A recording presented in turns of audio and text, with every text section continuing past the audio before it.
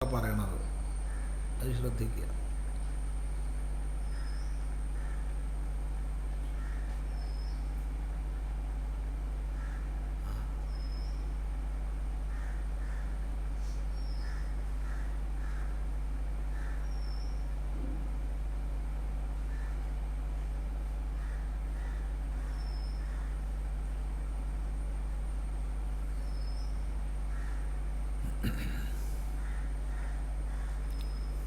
എത്ര മനോഹരമായിട്ടാണ് നോക്കൂ ജന്നി നവരത്ന മഞ്ജരിയുടെ ഒന്നാമത്തെ ശ്ലോകം.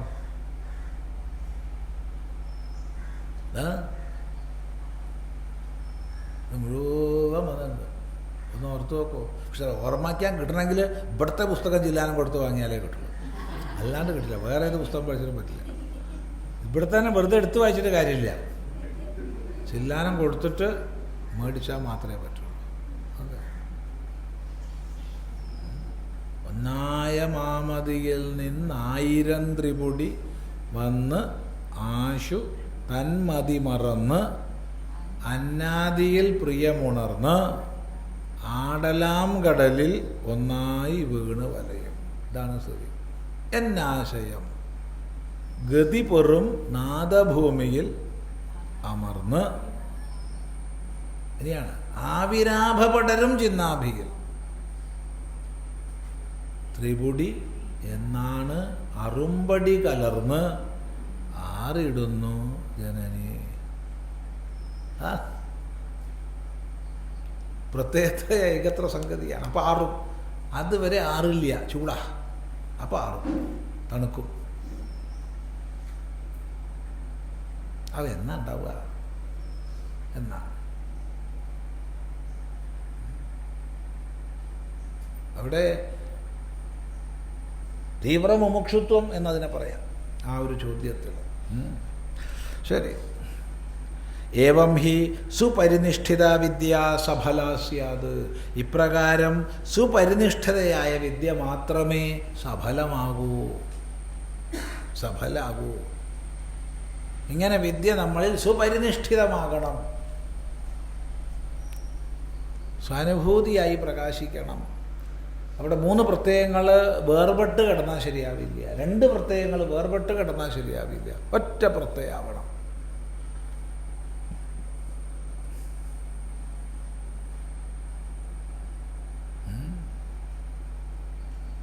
മറ്റത് ഗുരുനാഥൻ ഉപദേശ ശാസ്ത്രം ഞാൻ മനസ്സിലാക്കി, ഞാൻ 3 മനസ്സിലാക്കിയിട്ടുണ്ട്. അപ്പം ഞാൻ മനസ്സിലാക്കി എന്നുള്ളതുകൊണ്ട് അത് കൃതാർത്ഥത സഫലാവില്ല. അത് ഈ 3 വൃത്തികൾ പോയി ഒന്നായി. ഞാൻ മനസ്സിലാക്കിയതും ഗുരുവാക്യവും ശാസ്ത്രവും ഒന്ന് തന്നെയാണ്, ഏകമായി.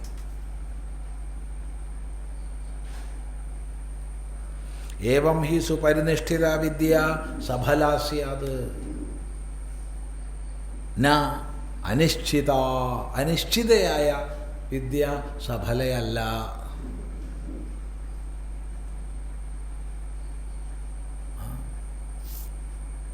ആത്മാ ബ്രഹ്മൈക്യാണല്ലോ ഇപ്പോൾ പറഞ്ഞതല്ലേ? അതെ, അങ്ങനെയാ ഗുരുനാഥൻ പറഞ്ഞേ. അതെയോ? ആ, ശാസ്ത്രം അങ്ങനെയാ പറയണേ. നിന്റെ അഭിപ്രായം എന്താ? ഞാൻ അത് കേട്ടിട്ട് അങ്ങനെ തന്നെയാണ് മനസ്സിലാക്കണത്. എത്ര വൃത്തിയായി? 3 വൃത്തിയായി.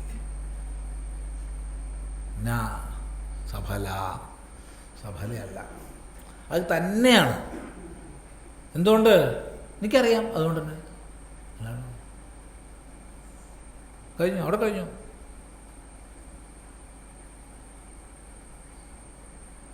അവിടെ സംശയമില്ല.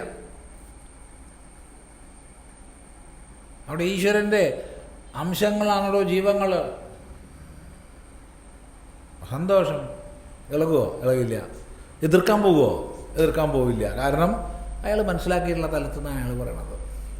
സന്തോഷം. ഈശ്വരനാൽ അനുഗ്രഹിക്കപ്പെടുന്നതായ ഭാഗങ്ങളാണ് ജീവങ്ങൾ. ഒരിക്കലും ഈശ്വരൻ്റെ അംശങ്ങളോ ഈശ്വരൻ തന്നെയോ അല്ല. ശരിയാണ്. സന്തോഷം. ഇളകുമോ? ഇളകില്ല. ഇങ്ങനെ വിശിഷ്ടദ്വൈതിയോ ദ്വൈതിയോ എന്ത് പറഞ്ഞാലും ഇളകില്ല, എതിർക്കാൻ പോവില്ല. സന്തോഷം. അവരോട് വിരോധമില്ല. എന്തുകൊണ്ട്? ഓരോരുത്തരും അവരവരറിഞ്ഞതിനെയാണ് വാഴ്ത്തുന്നത്. അന്നന്ന് കണ്ടതിനെ വാഴ്ത്തുന്നു മാമുനിമാർ. അത്രയേ ഉള്ളൂ. അപ്പം എതിർപ്പിൻ്റെ ആവശ്യമില്ല.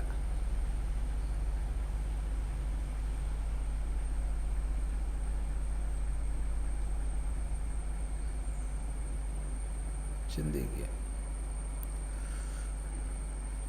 ജ്ഞാനശ്ചിത ഇത് ന്യായ പ്രദർശിത ഭവതി. വ്യക്തമാണല്ലോ, ഈ ന്യായം പ്രദർശിതമാകുന്നു. മന്യേ വിദിതം ഇത് പരിനിഷ്ഠിത നിശ്ചിത വിജ്ഞാന പ്രതിജ്ഞാഹേതുക്തേഹേ.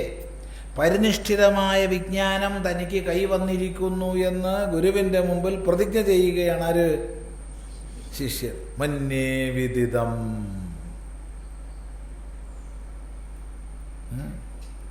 വ്യക്തമാണല്ലോ. ഇങ്ങനെ വിചാരാനന്തരം സ്വാനുഭൂതി പ്രകാശം ചെയ്തു ശിഷ്യൻ.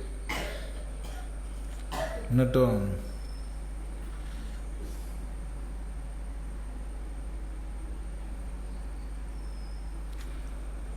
ഇവിടെ പദഭാഷ്യത്തിൽ ഭാഷ്യകാരൻ പറയുന്നുണ്ട്, ഇങ്ങനെയുള്ള ശിഷ്യൻ ഗുരുവിൻ്റെ മുമ്പിൽ വന്ന് ഗർജിച്ചു. ജഗർജ. ബാക്കി ഭാഷ്യത്തിൽ ഗർജിച്ചു എന്നില്ല, അത് നമുക്കിവിടെ എടുക്കാം.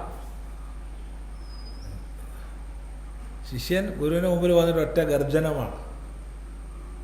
ആ ഗർജനമാണ് അടുത്ത മന്ത്രം. അപ്പോൾ ബാക്കി ഭാഷ്യത്തിൽ ഗർജിച്ചു എന്നൊന്നും പറയണില്ല, പറഞ്ഞു.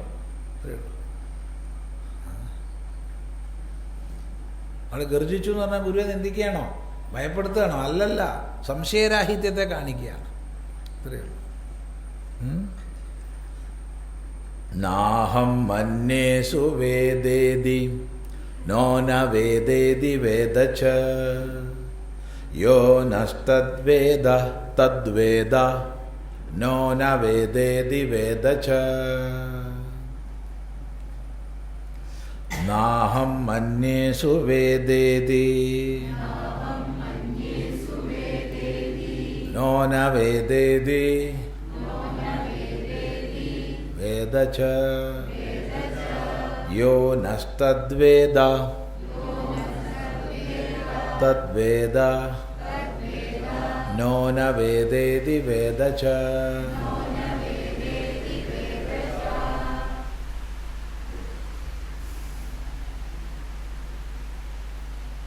നാഹം മന്യേ സുവേദ ഇതി. അഹം സുവേദ ഇതി ന മന്യേഹം.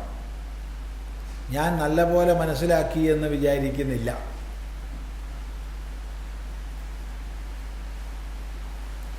നേരത്തെ അങ്ങനെയായിരുന്നു വിചാരിച്ചത്. ഞാൻ നല്ലപോലെ മനസ്സിലാക്കിയെന്നായിരുന്നു നേരത്തെ വിചാരിച്ചത്. ഇപ്പോൾ വന്ന് പറയുകയാണ്, ഞാൻ നല്ലപോലെ മനസ്സിലാക്കിയെന്ന് വിചാരിക്കുന്നില്ല. അപ്പം നീ മനസ്സിലാക്കിയിട്ടില്ലേ? നോ വേദ ഇതി ന. അറിഞ്ഞിട്ടില്ല എന്നില്ല. അപ്പം നല്ലപോലെ മനസ്സിലാക്കിയിട്ടില്ല എന്നാൽ നീ മനസ്സിലാക്കിയിട്ടില്ല അല്ലേ? മനസ്സിലാക്കിയിട്ടില്ല എന്നില്ല. വേദച്ച മനസ്സിലാക്കിയിട്ടുണ്ട്.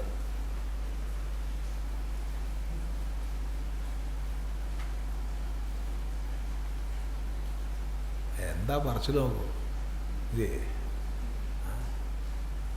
തീർന്നില്ല. ഇതൊക്കെയാണ് ഗർജിച്ചു എന്ന് പറഞ്ഞത്. യോ നസ്തദ്വേദ നഹ, ഞങ്ങളുടെ കൂട്ടത്തിൽ. അപ്പം ഞങ്ങളുടെ കൂട്ടത്തിൽ എന്ന് പറഞ്ഞാൽ ഭവതാം ശിഷ്യാണാം മധ്യേ, അങ്ങയുടെ ശിഷ്യന്മാരുടെ കൂട്ടത്തിൽ. നഹ യഹ തദ്വേദ, യാതൊരാൾ അതിനെ അറിഞ്ഞിട്ടുണ്ടോ? തദ്വേദ, അവനറിയും. ഞാൻ മാത്രമൊന്നുമല്ല അറിഞ്ഞത്. ഞങ്ങളുടെ കൂട്ടത്തിൽ യാതൊരാൾ അതറിഞ്ഞിട്ടുണ്ടോ? അതറിയുന്നു.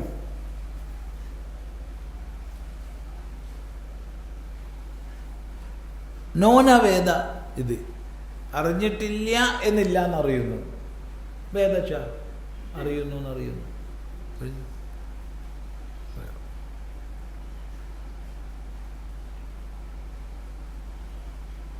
അപ്പോൾ ഈ വാക്യഘടനയൊക്കെ നോക്കിയിട്ടാണ് പദഭാഷ്യത്തിൽ ശിഷ്യൻ ആചാര്യന് മുമ്പിൽ വന്ന് ഗർജിച്ചു എന്ന് പറഞ്ഞത്. അവിടെ സംശയരാഹിത്യത്തെ വെളിപ്പെടുത്തി. അപ്പോൾ ഞാൻ നല്ല പോലെ മനസ്സിലാക്കി എന്ന് വിചാരിക്കുന്നില്ല, മനസ്സിലാക്കിയിട്ടില്ല എന്നില്ല, മനസ്സിലാക്കിയിട്ടുണ്ട്. ഞാൻ മാത്രമല്ല, ഞങ്ങളുടെ കൂട്ടത്തിൽ ആര് അതിനെ അറിയുന്നുണ്ടോ അവരതിനറിയുന്നുണ്ട്. അറിയുന്നില്ല എന്നില്ല എന്നും അറിയുന്നു എന്നും അറിയുന്നുണ്ട്. ഇതെന്താ അപ്പോൾ ഇങ്ങനെയൊക്കെ? ഇങ്ങനെയല്ലാണ്ട് പിന്നെ എങ്ങനെ പറയുക? കാരണം നല്ലപോലെ മനസ്സിലാക്കി പറഞ്ഞാൽ ആത്മാവിനെ, ബ്രഹ്മത്തെ ഒരു വിഷയമായി മനസ്സിലാക്കി എന്ന് വരും. അത് ശരിയല്ല. എന്നാൽ ശരി, നല്ലപോലെ മനസ്സിലാക്കിയിട്ടില്ല എന്ന് പറഞ്ഞാൽ മനസ്സിലാക്കിയിട്ടില്ല എന്ന് വരും. കാരണം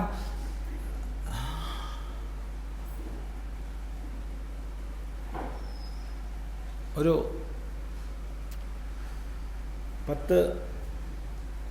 കുറേ കൊല്ലങ്ങൾക്ക് മുമ്പുള്ളൊരു കഥയാണ്. കുറേ കൊല്ലങ്ങൾക്ക് മുമ്പ് ഈ സംഭവം നടക്കുമ്പോൾ ഈ പറയുന്ന ആൾക്ക് കൃത്യം 10 വയസ്സാണ്. ആ സമയത്തുള്ള കഥയാണ്. അപ്പോൾ ഒരു വളരെ പ്രസിദ്ധനായ ഒരു ഡോക്ടറുണ്ട്. ആ ഡോക്ടറെ കാണണം. ആ കാലത്ത് ഏഷ്യയിൽ തന്നെ ഏറ്റവും അറിയപ്പെടുന്ന ഒരു പീഡിയാട്രീഷ്യനാണ്. അദ്ദേഹത്തെ കാണണം. അപ്പോൾ അദ്ദേഹത്തെ കാണുന്ന വിഷയത്തിൽ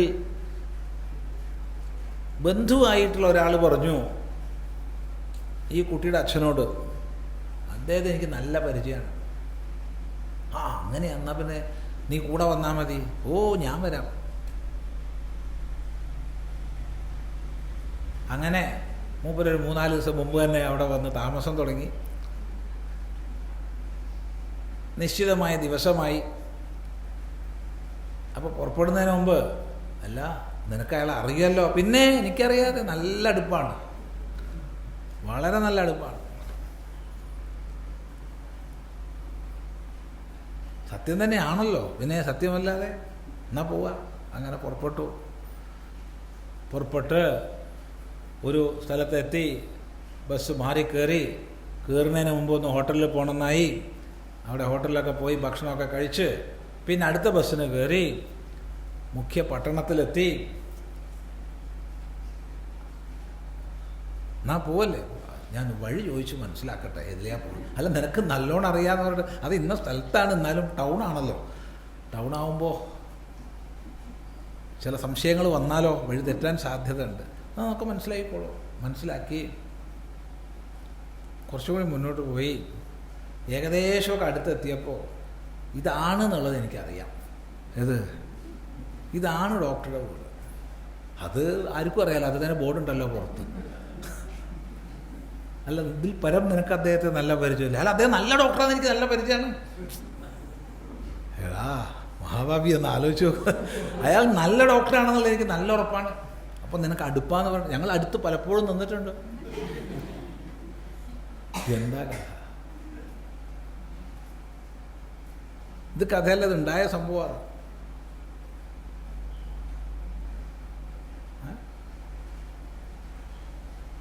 ഈ കക്ഷി ഇന്നില്ല കേട്ടോ, ഞാൻ അതും പറയണമല്ലോ.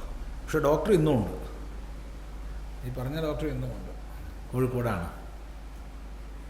Doctor K Karthikeya Varma. ഏറ്റവും അധികം പ്രസിദ്ധനായ പീഡിയാട്രിക് സർജൻ. എത്രയോ ഏഷ്യയിൽ തന്നെ ഏറ്റവും പ്രസിദ്ധനായ, ഏറ്റവും അധികം ഇൻ്റർനാഷണൽ പേപ്പേഴ്സൊക്കെ അവതരിപ്പിച്ച ഡോക്ടറാണ് അദ്ദേഹം. അപ്പം ഇങ്ങനെ വരാം ഇല്ലേ? അപ്പോൾ ഒരാളെ നിനക്ക് അറിയോ? എനിക്കറിയും. അറിയുമെന്ന് പറഞ്ഞപ്പോഴാണ് നല്ലോണം അറിയില്ല എന്ന് പറയണത്. ഉറപ്പല്ലേ അറിയില്ല എന്ന്. ആദ്യം എന്താ പറഞ്ഞത്? എനിക്കറിയും, നല്ലോണം അറിയും, നല്ല അടുത്തറിയും. അത് കഴിഞ്ഞിട്ട് അടുത്തെത്തിയപ്പോഴോ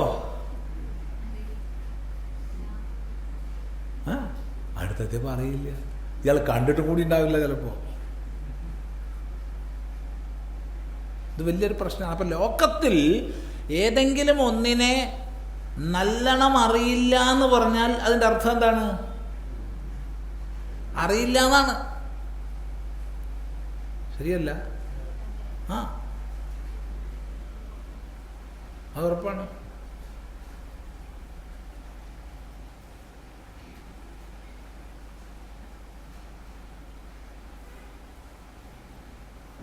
അപ്പോ നാഹം മന്യേ സുവേദ ഇതി എന്ന് ലോകഭാഷയിൽ പറഞ്ഞാൽ അതിൻ്റെ അർത്ഥം എന്താ?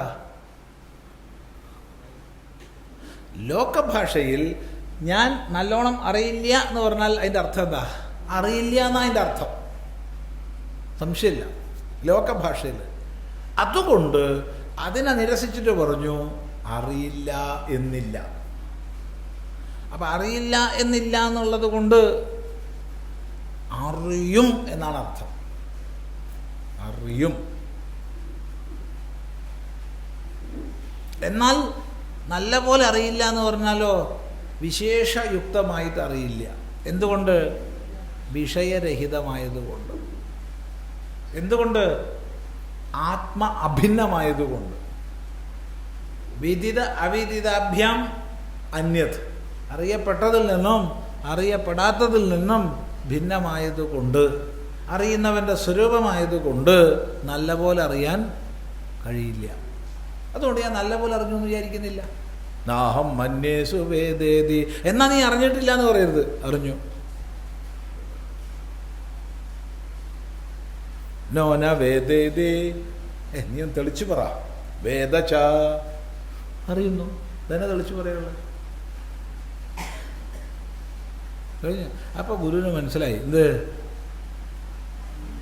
കഴിഞ്ഞു, പരിപാടി കഴിഞ്ഞു.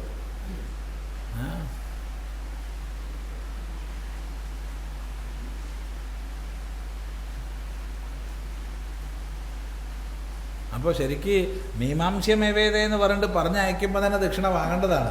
കാരണം ഇനി ദക്ഷിണയൊന്നും കിട്ടാൻ പോണില്ല, അല്ലേ? നോന വേദേതി വേദച്ച, വേദച്ച അറിയുന്നു എന്നല്ല, വേറൊന്നും കൂടി. അവിടെ ഒരു ഔദ്ധത്യമൊന്നുമില്ല, യാതൊരു ഔദ്ധത്യവുമില്ല. വസ്തുതയായിട്ട് പറയുകയാണ്. യോനസ്തദ്വേദ, ഞങ്ങളുടെ അസ്മാകം ഭവതഃ ശിഷ്യാണാം മധ്യേ, അങ്ങയുടെ ശിഷ്യന്മാരുടെ മധ്യത്തിൽ യഹ തദ്വേദ, യാതൊരാൾ അതറിയുന്നുവോ തദ്വേദ, അവനതറിയുന്നു. ഞാൻ മാത്രമൊന്നുമല്ല, അറിഞ്ഞവർക്കൊക്കെ അറിയാം. എന്തറിയാം? ന സുവേദ നോന വേദേതി വേദച. വ്യക്തമാണല്ലോ.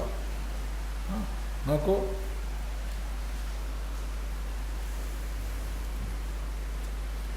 പരിനിഷ്ഠിതം സഫലം വിജ്ഞാനം പ്രതിജാനീതേ ആചാര്യാത്മനിശ്ചയയോः തുല്യതായൈ യസ്മാത് ഹേതുമാഹ നാഹം മന്യേ സുവേദ ഇതി. അഹ ഇതി അവധാരണാർത്ഥൗ നിപാതോ നൈവ മന്യേ ഇത്യേതത്. യാവത് അപരിനിഷ്ഠിതം വിജ്ഞാനം താവത് സുവേദ സുഷ്ടുവേദാഹം ബ്രഹ്മ ഇതി വിപരീതഃ മമ നിശ്ചയഃ ആസീത് സ ഉപജഗാമ ഭവദ്ഭിഃ വിചാരിതസ്യ. യഥോക്താർത്ഥമീമാംസ ഫലഭൂതാത് സ്വാത്മബ്രഹ്മത്വനിശ്ചയരൂപാത് സമ്യക് പ്രത്യയാത് വിരുദ്ധാത്വാത് അതഃ നാഹം മന്യേ സുവേദ. ഇവിടെ പാഠഭേദമുണ്ട്. നാഹം മന്യേ സുവേദ എന്നാണ് നമ്മൾ നേരത്തെ ഒക്കെ ചൊല്ലിയത്. അതാണ് പദഭാഷ്യത്തിൽ സ്വീകരിച്ചിട്ടുള്ളത്. ഇവിടെ നാഹം മന്യേ സുവേദ എന്നുള്ള പാഠമാണ് ഇവിടെ സ്വീകരിച്ചിട്ടുള്ളത്. ന അഹ എന്ന് അത് ശ്രദ്ധിക്കുക. വാക്യഭാഷ്യത്തിൽ അങ്ങനെയാണ് സ്വീകരിച്ചിട്ടുള്ളത്. അപ്പം നാഹം മന്യേ സുവേദ ഇതി എന്നുള്ളത് അല്ല, ന അധികം അഹ, നാഹ, നാഹമന്യേ എന്നുള്ളതാണ് ഇവിടുത്തെ ഭാഷ്യം കൊടുത്തിട്ടുള്ളത്. രണ്ട് പാഠാന്ന് കൂട്ടുക, തെറ്റല്ല കേട്ടോ, പാഠഭേദമാണ്.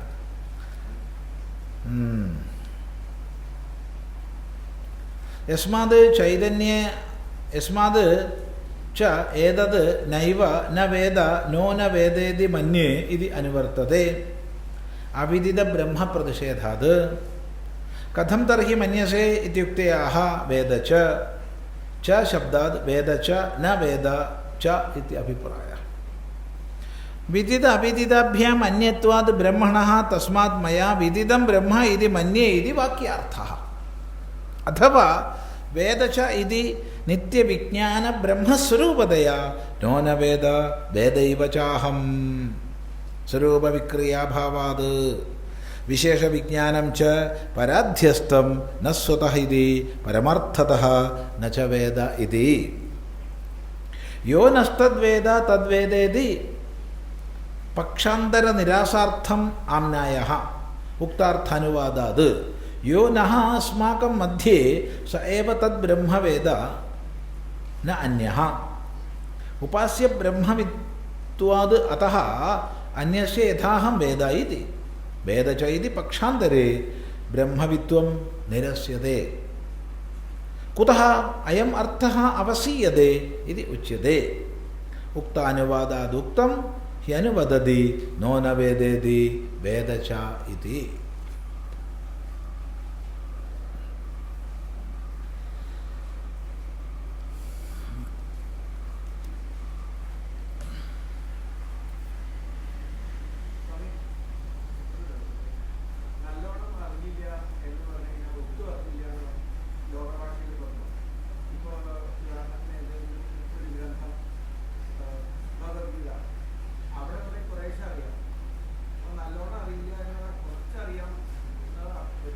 അതുണ്ട്. നല്ലോണം അറിയില്ല എന്ന് പറഞ്ഞാൽ ലോകത്തിൽ കുറച്ചറിയാം എന്നില്ലേ? ഉണ്ട്. അത് നേരത്തെ പറഞ്ഞു. 1 മീറ്റർ നീളമുള്ള വസ്തു 10 സെൻറ്റിമീറ്റർ അറിഞ്ഞാൽ ഞാൻ കുറച്ച് അറിഞ്ഞിട്ടുണ്ട്, ഇല്ല പറയാൻ പറ്റില്ല. 700 ശ്ലോകമുള്ള ഗീത, അതിൽ 50 ശ്ലോകം പഠിച്ചു, അപ്പോൾ 50 ശ്ലോകം അറിഞ്ഞു എന്ന് പറഞ്ഞൂടെ? പറയാം, തീർച്ചയായിട്ടും പറയാം.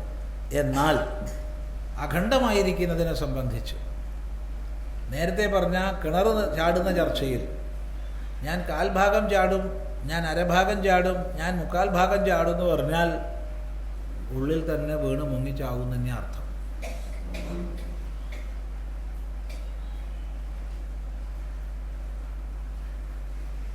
ഒന്നുകിൽ അറിഞ്ഞു അല്ലെങ്കിൽ അറിഞ്ഞിട്ടില്ല. അപ്പോൾ അഖണ്ഡമായിരിക്കുന്നതിനെ സംബന്ധിച്ച് ഞാൻ നല്ലതുപോലെ അറിഞ്ഞില്ല എന്ന് പറഞ്ഞാൽ ഒട്ടും അറിഞ്ഞില്ല എന്ന് തന്നെയാണ് അതിൻ്റെ ലൗകികാർത്ഥം. അത് നിഷേധിക്കാനാണ് ഇവിടെ പറഞ്ഞത്. അങ്ങനെയില്ല, അറിഞ്ഞില്ല എന്നില്ല, അറിഞ്ഞു. പിന്നെന്താണ്? സമ്യക് സുഷ്ഠു എന്നുള്ള വിശേഷണം പോയി. ആ വിശേഷണം എവിടെ വരുള്ളൂ? ഇന്ദ്രിയ വിഷയമാകുമ്പോൾ, മനോവിഷയമാകുമ്പോൾ, അതായത് ഉപാധികളാൽ വിഷയീകരിക്കപ്പെടുമ്പോൾ മാത്രമേ നല്ല പോലെ എന്നുള്ളത് വിശേഷണം വരും. നല്ല രുചി, നല്ല മണം, നല്ല രൂപം എന്നൊക്കെ വരിക. അതെല്ലാം ഒന്നുകിൽ വിദിതമാകും അല്ലെങ്കിൽ അവിദിതമാകും. വിദിതത്തിൽ നിന്നും അവിദിതത്തിൽ നിന്നും അന്യമായ വേത്താവിൻ്റെ അറിയുന്നവൻ്റെ സ്വരൂപത്തെ സംബന്ധിച്ച് നല്ല പോലെ എന്ന് പറയാൻ പറ്റില്ല. അങ്ങനെ നല്ലപോലെ അറിഞ്ഞിട്ടില്ല വെച്ചാൽ നീ അറിഞ്ഞിട്ടില്ല എന്നാണോ? അങ്ങനെ ഇല്ല. ഞാൻ ഇതിനൊരു ഒരു വിഷയം കൂടി പറയാം. സാമാന്യമായിരിക്കുന്ന ലോകഭാഷയിൽ ഒരു വസ്തു പ്രത്യക്ഷമാണെന്ന് വിചാരിച്ചു. അപ്പം നമ്മൾ പറയും ആ വസ്തുവിനെ സംബന്ധിച്ച് എനിക്ക് പ്രത്യക്ഷ ജ്ഞാനം ഉണ്ടെന്ന്. പ്രത്യക്ഷമല്ലാത്തതിനെക്കുറിച്ച് ലൗകികമായിട്ട് നമ്മൾ എന്താ പറയുക? പരോക്ഷമാണെന്നാണ് പറയുക. അത് പരോക്ഷമാണ് അല്ലേ? അങ്ങനെയല്ലേ? ഇങ്ങനെ രണ്ടേ ഉള്ളൂ. ഒന്നുകിൽ പ്രത്യക്ഷവും അല്ലെങ്കിൽ പരോക്ഷവും. പരോക്ഷമാണെങ്കിൽ പ്രത്യക്ഷമല്ല, പ്രത്യക്ഷമാണെങ്കിലോട്ട് പരോക്ഷമല്ല. ഇതാണ് ലോക ഭാഷ. എന്നാൽ വേദാന്തത്തിൽ ഈ പരിനിഷ്ഠിതമായ അറിവ് എന്ന് പറഞ്ഞാൽ ഇത് പ്രത്യക്ഷമല്ല. എന്തുകൊണ്ട് പ്രത്യക്ഷമല്ല? യത് വാചാ അനഭ്യുദിതം യത് മനസാ ന മനുദേ യത് ശ്രോത്രേണ ന ശൃണോതി, അല്ലേ? അതെ. യത് ചക്ഷുഷാ ന പശ്യതി, അതുകൊണ്ടൊരിക്കലും പ്രത്യക്ഷമല്ല. അപ്പം പിന്നെ പരോക്ഷവും പരോക്ഷമല്ല. എന്തുകൊണ്ട് പരോക്ഷമല്ല? ഞാൻ ഒരിക്കലും എനിക്ക് അറിയപ്പെടാത്തവനല്ല. ഞാൻ എനിക്ക് അറിയപ്പെടാത്തവനാണെങ്കിൽ ഒരിക്കലും ഞാൻ ഞാനെന്ന് അറിയില്ല. ഞാൻ എല്ലാവരും അറിയണമുണ്ട്, പറയണമുണ്ട്. അപ്പോൾ പ്രത്യക്ഷമല്ല, പരോക്ഷമല്ല. അപ്പോൾ വേദാന്തത്തിൽ എന്താ അറിവ്? വേദാന്തത്തിലുള്ള സാക്ഷാത്കാരത്തിന് അതുകൊണ്ട് അപരോക്ഷം എന്നാണ് പറയുക. പ്രത്യക്ഷം എന്ന് പറയില്ല, പ്രത്യക്ഷജ്ഞാനം ഉണ്ടായി എന്ന് പറയില്ല. പരോക്ഷമല്ലാത്ത ജ്ഞാനം. പരോക്ഷമല്ലാത്ത എന്ന് പറഞ്ഞാൽ പ്രത്യക്ഷമല്ലേ? പ്രത്യക്ഷമല്ല. പ്രത്യക്ഷമാവണമെങ്കിൽ ഇന്ദ്രിയ വിഷയമാവണം. ഇന്ദ്രിയ വിഷയമല്ലല്ലോ, അപ്പോൾ പ്രത്യക്ഷമല്ല. എന്നാൽ പിന്നെ പരോക്ഷമല്ല. സംശയമില്ലാണ്ട് അറിയുന്നുണ്ട്, ഒരു സംശയമില്ല. അപ്പം അതുകൊണ്ട് അപരോക്ഷാനുഭൂതി, അത് അപരോക്ഷജ്ഞാനമാണ്, അപരോക്ഷ വിജ്ഞാനമാണ്. ഇത് വേദാന്തത്തിൽ വിനിയോഗിക്കുന്ന സവിശേഷമായ പദമാണ് അപരോക്ഷം.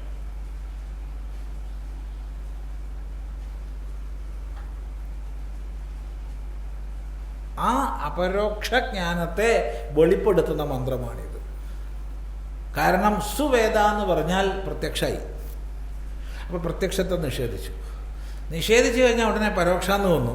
പരോക്ഷത്തെ നിഷേധിച്ചു. നോനവേദേതി എന്ന് പറയാതെ വേദച്ചാന്ന് പറഞ്ഞിരുന്നെങ്കിൽ പ്രത്യക്ഷജ്ഞാനാണെന്ന് വരുമായിരുന്നു.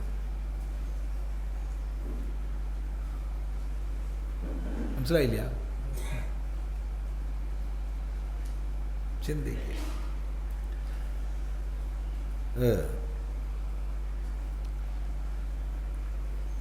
ഇപ്പോൾ പദഭാഷ്യത്തിൽ നാഹം മന്യേ സുവേദ എന്നുള്ള പാഠമാണ് സ്വീകരിച്ചിട്ടുള്ളത്. അത് പ്രത്യേകം ശ്രദ്ധിക്കണം. രണ്ടും ശരിയാണ്. വാക്യഭാഷ്യത്തിൽ നാഹം മന്യേ എന്നുള്ള പാഠമല്ല സ്വീകരിച്ചത്, നാഹ മന്യേ എന്നാണ്. ഇല്ല, നാഹം ഇല്ല. അത് പറയാൻ പോണു.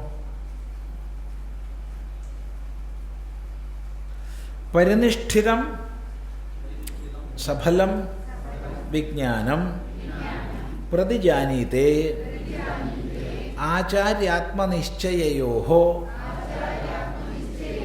തുല്യതായൈ യസ്മാത് ഹേതുമാഹ നാഹ മന്യേ സുവേദ ഇതി. അഹ ഇതി അവധാരണാർത്ഥഃ നിപാതഃ നൈവ മന്യേ ഇത്യേതത്. യാവത് അപരിനിഷ്ഠിതം വിജ്ഞാനം താവത് സുവേദ സുഷ്ഠുവേദ അഹം ബ്രഹ്മ ഇതി വിപരീതഃ മമ നിശ്ചയഃ ആസീത് സഹ ഉപജഗാമ ഭവദ്ഭിഃ വിചാലിതസ്യ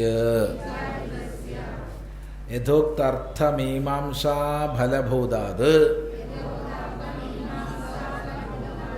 സ്വാത്മബ്രഹ്മത്വനിശ്ചയരൂപാത് സമ്യക്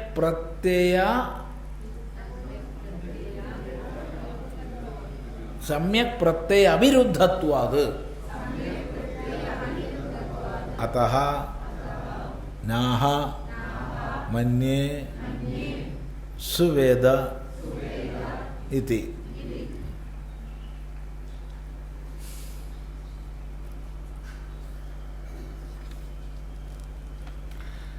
യസ്മാത് ച ഏതത് ന ഏവ ന വേദ നോ ന വേദേതി മന്യേ ഇത്യനുവർത്തതേ അവിദിത ബ്രഹ്മപ്രതിഷേധാത്.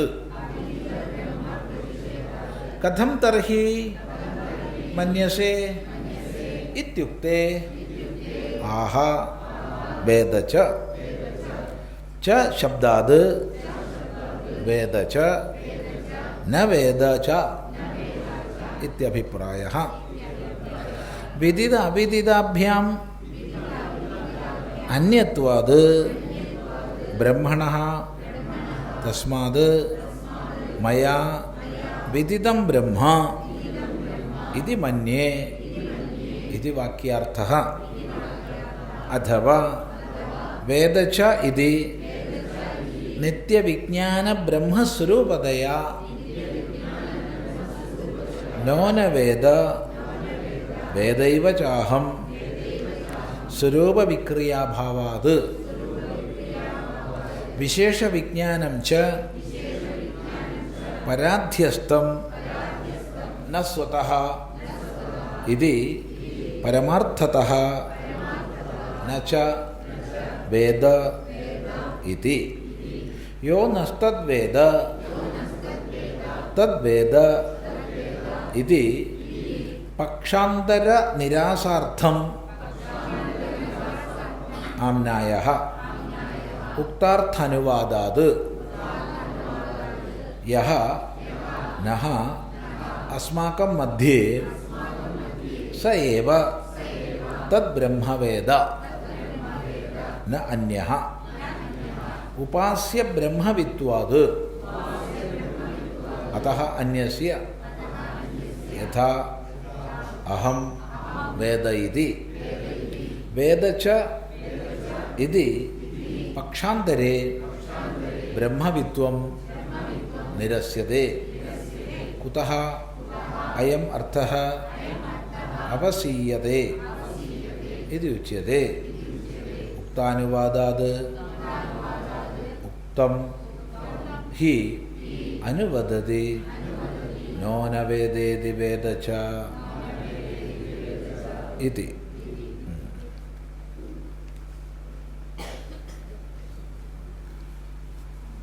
ഓം ആപ്യായന്തു മമാംഗാനി വാക്പ്രാണശ്ചക്ഷുഃ ശ്രോത്രമഥോ ബലമിന്ദ്രിയാണി ച സർവാണി സർവം ബ്രഹ്മോപനിഷദം മാഹം ബ്രഹ്മ നിരാകുര്യാം മാ ബ്രഹ്മ നിരാകരോത നിരാകരണമസ്തു നിരാകരണം മേസ്തു.